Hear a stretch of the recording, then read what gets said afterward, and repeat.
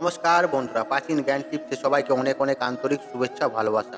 আমি আশা করছি আপনারা সব ঈশ্বর বা ভগবানের কৃপায় ভালো আছেন এবং সুস্থ আছেন। বন্ধুরা, বিবাহিত মহিলারা এই দিন চুল অবশ্যই ধোবেন। হ্যাঁ বন্ধুরা, এর ফলে আপনারা স্বামী হবেন ধনী লোক। এক কথায় বলতে গেলে ধনধান্যে পরিপূর্ণ হয়ে যাবে। ঈশ্বরের কৃপায় সব অমঙ্গল দূর হবে। স্বামী সন্তান অকাল মৃত্যু থেকে রেহাই পাবে। এক কথায় বলতে গেলে আপনি এবং আপনার পরিবার অখণ্ড সৌভাগ্যের অধিকারী হবেন। বন্ধুরা, আজ আমি আমার এই ভিডিওর মাধ্যমে বিশেষ করে বিবাহিত মহিলারা এর তুলে ধরছি, আর বিবাহিত মহিলাদেরই কথা বলছি। কারণ বিবাহিত মহিলাদের স্বামী সন্তান শ্বশুর শাশুড়ি সমস্ত ব্যক্তিজনদের নিয়ে তাদেরকে সংসার করতে হয়। আর আমরা আপনারা প্রত্যেকেই জানি যে সংসার সুখের হয় রমণীর জন্য।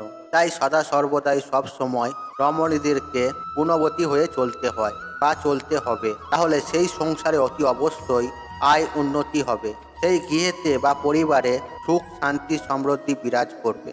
যেটা আমি সুনিশ্চিতভাবে বলতে পারি, আপনার পরিবার থেকে রাহুকেতুর দোষ কেটে যাবে। তবে এক্ষেত্রে একটি বিষয় আপনাদের জানিয়ে রাখি, সেটি হলো অত্যন্ত গুরুত্বপূর্ণ। বন্ধুরা, এই সংসার সুখের করতে চাইলে শুধুমাত্র মায়েদের বা রমণীদের কর্ম নয়, সমানভাবে পুরুষদেরও গুরুত্বপূর্ণ। তাতে সেই সাথে বিবাহিত পুরুষদের কথাও বলি। আপনারা ব্যবসা বাণিজ্য করবেন, আয় ইনকাম করবেন, স্ত্রীকে সম্মান করবেন, পিতামাতাকে সম্মান করবেন, তাহলে আপনার সংসারে অতি অবশ্যই উন্নতি হবেই হবে। বন্ধুরা, আমরা আপনারা প্রত্যেকেই জানি দেবতাদের আয়ু লম্বা, আমাদের মতন মানুষের আয়ু কম। যেহেতু মানুষের আয়ু কম বলেই আমরা পৃথিবীতে এসেছি বড় জোর 100 বছর বাঁচতে। বন্ধুরা, এই যে 100 বছর বাঁচবো, এটারও কোনো গ্যারেন্টি নেই। তাই আমরা যতদিন বাঁচবো ততদিন স্বাস্থ্যের বিধি বিধান মেনে চলবো। হ্যাঁ বন্ধুরা, যেগুলো শাস্ত্রের অনুযায়ী শাস্ত্রের বিধি নিষেধ মেনে চলবো, তাহলে সুস্থ নিরোগ যেমন থাকতে পারবো, ঠিক তেমনই সংসার থেকে গ্রহ দোষ কেটে যাবে এবং স্বামী সন্তানের মঙ্গল হবে। হ্যাঁ বন্ধুরা, আপনারা একেবারে ঠিকই শুনেছেন। আপনার স্বামী সন্তানের জীবন নিয়ে কখনো টাকার অভাব হবে না। এক কথায় বলতে গেলে আপনি সৌভাগ্যের অধিকারী হবেন। বন্ধুরা, যে গৃহে এই বিধি নিষেধ মেনে চলা হয় সেই সংসার মধুর হয় এবং স্বামীরা হন পরম সৌভাগ্যবান। তাই বন্ধুরা, আমি সবার প্রথমে আপনাদের যে বিষয়টির কথা বলবো তা হলো গুরুবার, মানে বৃহস্পতিবার। আমরা আপনারা প্রত্যেকেই জানি বৃহস্পতিবার, এই বৃহস্পতিবারটা খুব সুন্দর একটি বার, মা লক্ষ্মী দেবীর বার। আর এই মা লক্ষ্মী দেবীর বার যদি পালন করা হয়, তাহলে মা লক্ষ্মী দেবীর সঙ্গে সঙ্গে ভগবান শ্রী বিষ্ণু নারায়ণও আপনার প্রতি প্রচুর পরিমাণে খুশি হন। হ্যাঁ বন্ধুরা, নারায়ণ আপনার প্রতি ভীষণ খুশি হয়ে প্রচুর পরিমাণে আশীর্বাদ প্রদান করবেন। এই বৃহস্পতিবারে বিবাহিত মহিলারা কখনোই মাথা ঘষবেন না। ঠিক একই রকমভাবে এই বৃহস্পতিবারে স্রাব সাবান দিয়ে কখনোই জামা কাপড় কাচবেন না। বৃহস্পতিবারে পোড়া জাতীয় কোনো বস্তু খাবার খাবেন না। এই সঙ্গে এই লক্ষ্মীবার হলো বৃহস্পতিবার, কখনোই বাড়ির মধ্যে নখ চুল দাড়ি কাটবেন না। যদি আপনারা মনে করেন আপনারা সেলুন থেকে কেটে আসবেন, তাহলে আমি আপনাদের উদ্দেশ্যে বলি যে বৃহস্পতিবার দিনটাতে না কাটাই ভালো। হ্যাঁ বন্ধুরা, এই বিশেষ করে বৃহস্পতিবার বা শনিবার, এই বার দুটি আপনারা একটু মেনে চলুন। দেখবেন এর ফলে মা লক্ষ্মী দেবীর কৃপা আপনারা ভীষণ পরিমাণে পাবেন। আর বৃহস্পতিবারে অর্থাৎ এই লক্ষ্মীবারে আপনারা যদি এই সমস্ত কাজগুলি করে থাকেন, মা লক্ষ্মী আপনাদের ওপর ভীষণ পরিমাণে রুষ্ট হয়ে যাবেন। তাই বারংবার আপনাদের নিষেধ করছি যে বৃহস্পতিবারে পোড়া জাতীয় খাবার ভুল করেও খাবেন না। বন্ধুরা, একই সঙ্গে আপনাদের এটাও জানিয়ে রাখি যে দেখা গেল অনেক সময় কারো বার ব্রত চলে এলো, তারপরে মেয়েদের ঋতু চললো, তারপরেও কেউ দেখা গেল মারা গেল। সেই দিন ঘাট, সেই সমস্ত দিনগুলোতে স্বয়ং ভগবান ছাড় দিয়েছে। সেই সব দিনেতে ভগবান শ্রীকৃষ্ণ ছাড় দিয়েছে, কারণ এই সব কর্মগুলোকে আপৎকালীন বলা হয়। এগুলো ক্ষেত্রে ছাড় আছে, কিন্তু শুধু শুধু আপনার মন এবং মানসিকতা থাকে না এগুলো আমি পালন করব না, তাহলে মন বা মানসিকতা থেকে আপনারা মন পরিবর্তন করুন এবং বৃহস্পতিবার বা শনিবার দিন পালন করার চেষ্টা করুন। বন্ধুরা, বৃহস্পতিবার দিন এই সকল কাজগুলি করলে স্বামী সন্তানের আয়ু কমে যায়, সংসারের আয় উন্নতি কমে যায়, এই সংসারে প্রচুর পরিমাণে ভয়ঙ্কর দরিদ্রতা নেমে আসে।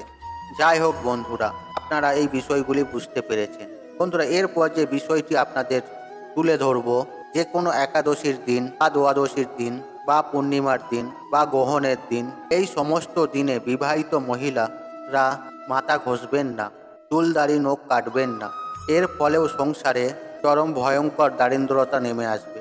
বন্ধুরা, সোমবার যদি কোনো পুজো বা ব্রত রাখা হয় বা ছেলে মেয়েদের জন্মবার না হয়, তাহলে আপনারা মাথা ঘষতে পারেন। এমনকি রবিবারও আপনারা মাথা ঘষতে পারেন ও বুধবারেও আপনারা মাথা ঘষতে পারেন। এতে কোনো অসুবিধে নেই। এবং যাদের ছেলে মেয়েদের বার আছে, সেই দিনটি কিন্তু আপনারা বাদ দেবেন এবং অন্য কোনো দিনে আপনারা মাথা ঘষবেন। বন্ধুরা, সেই সঙ্গে আপনাদের জানিয়ে রাখি, মঙ্গলবার বা বুধবার আপনারা মাথায় শ্যাম্পু সাবান দিতে পারেন এবং শুক্রবারেও এড়িয়ে যাবেন। তবে বন্ধুরা, আপনাদের এক্ষেত্রে বিষয় জানিয়ে রাখি, যদি কোনো বিবাহিত মহিলা ছোট কোনো ভাই থাকে, তাহলে বুধবার দিন মাথায় সাবান শ্যাম্পু দেবেন না। হ্যাঁ বন্ধুরা, আপনাদের কোনো ছোট ভাই থেকে থাকে, তাহলে ভাইয়ের কল্যাণের জন্য বুধবার দিন মাথায় সাবান শ্যাম্পু দেবেন না। বন্ধুরা, সমস্ত দেবদেবী ন্যায়ের বিচার করে, কিন্তু তাদের মধ্যেও সর্বশ্রেষ্ঠ হলেন শনি মহারাজ। হ্যাঁ বন্ধুরা, এই শনি মহারাজ ন্যায়ের দেবতা বলে মনে করা হয়। তাই বৃহস্পতিবার দিনে সঙ্গে সঙ্গে শনিবার দিনটিকেও অতি অবশ্যই পালন করবেন।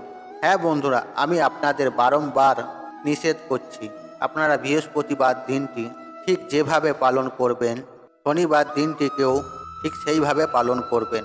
কোনো পোড়া জাতীয় খাবার ভুল করেও খাবেন না, নখ চুল দাড়ি কাটবেন না এবং মাথায় সাবান শ্যাম্পুও দেবেন না এবং সন্ধ্যার পর কাউকে টাকাও ধার দেবেন না। কাউকে চাল আটা লবণ হলুদ সর্ষের তেল এগুলি শনিবার দিনকে কাউকে দান করবেন না।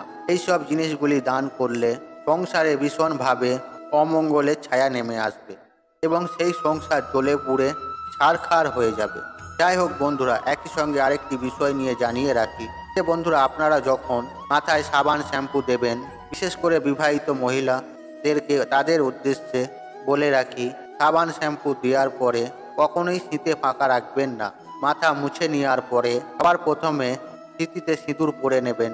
এবং পুরুষদের উদ্দেশ্যে বলে রাখি যে আপনারা যখন পূজা করবেন এবং পূজায় বসবেন, তখন শুধুমাত্র মাথায় জল দিয়ে বসবেন না, আপনারা স্নান পর্ব সেরে নিয়ে হাত পা ধুয়ে নিয়ে তারপরে আরাধনা করতে বসবেন।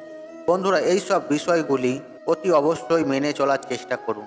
আমি আপনাদের সুনিশ্চিত করে বলতে পারি, মা লক্ষ্মীর কৃপায় আপনার সংসারে আয় উন্নতি হবেই হবে।